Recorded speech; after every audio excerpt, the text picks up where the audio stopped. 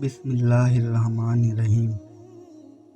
حضور اکرم صلی اللہ علیہ وسلم شب معراج میں بیت المقدس کی طرف جاتے ہوئے مصر کے قریب ایک مقام سے گزرے تو انہیں نہایت ہی اعلیٰ اور زبردست خوشبو آنے لگی۔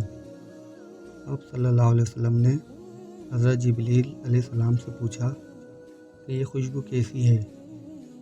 جواب ملا کہ فرعون کی بیٹی کی باندھی مشاطہ اور اس کی اولاد کی قبر سے آ رہی ہے۔ پھر حضرت جبریل علیہ السلام نے اس کا قصہ بیان کیا کہ مشاطہ فرعون کی بیٹی کی خادمہ تھی اور وہ خفیہ طور پر اسلام لا چکی تھی۔ ایک دن فرعون کی لڑکی کو کنگھی کرتے ہوئے اس کے ہاتھ سے اتفاقاً کنگھی گر پڑی۔ وہ اٹھانے لگی تو اس کی زبان سے بے ساختہ بسم اللہ نکل گیا۔ اس پر شہزادی نے کہا کہ تو نے آج عجیب کلمہ بولا، رب تو میرے باپ فرعون ہی ہیں، تو پھر تم نے یہ کس کا نام لیا ہے؟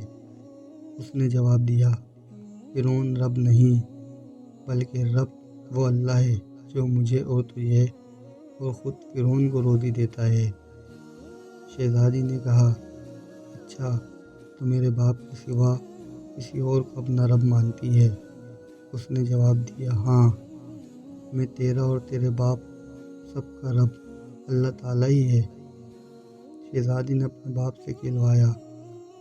وہ سخت غضبناک ہوا اور اسی وقت اسے برسر دربار بلوا بھیجا اور کہا، کیا تو میرے سوا کسی اور کو اپنا رب مانتی ہے؟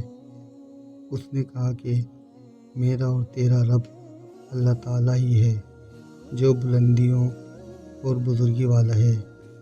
فرعون نے اسی وقت حکم دیا کہ تانبے کی جو گائے بنی ہوئی ہے اس کو خوب تپایا جائے، اور جب بالکل آگ جیسی ہو جائے تو اس کے بچوں کو ایک ایک کر کے اس میں ڈال دیا جائے، آخر میں خود اسے بھی اسی میں ڈال دیا جائے۔ چنانچہ وہ گرم کی گئی۔ جب آگ جیسی ہو گئی تو حکم دیا کہ اس کے بچے کو ایک ایک کر کے اس میں ڈالا جائے۔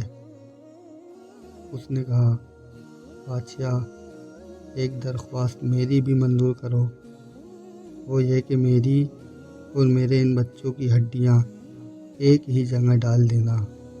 اس نے کہا، اچھا تیرے کچھ حقوق ہمارے ذمہ ہیں اس لیے یہ منظور ہے۔ اس کی دونوں بچیاں اس کی آنکھوں کے سامنے اس میں ڈال دی گئیں اور وہ فوراً جل کر راکھ ہو گئے۔ پھر سب سے چھوٹے کی باری آئی جو ماں کی چھاتی سے لگا ہوا دودھ پی رہا تھا۔ فرعون کے سپاہیوں نے اسے گھسیٹا تو اس نیک بندی کی آنکھوں تلے اندھیرا چھا گیا۔ اللہ تعالیٰ نے اس بچے کو اسی وقت زبان دے دی اور اس نے بآواز بلند کہا، اماں جان افسوس نہ کر، اماں جان ذرا فسوہ پیش نہ کرو، حق پر جان دینا ہی سب سے بڑی نیکی ہے۔ چنانچہ انہیں صبر آ گیا۔ اس بچے کو بھی آگ میں ڈال دیا گیا اور آخر میں ان کی ماں کو بھی اسی آگ میں جلا کر مار دیا۔ یہ خوشبو کی مہک اسی کے جنتی محل سے آ رہی ہے۔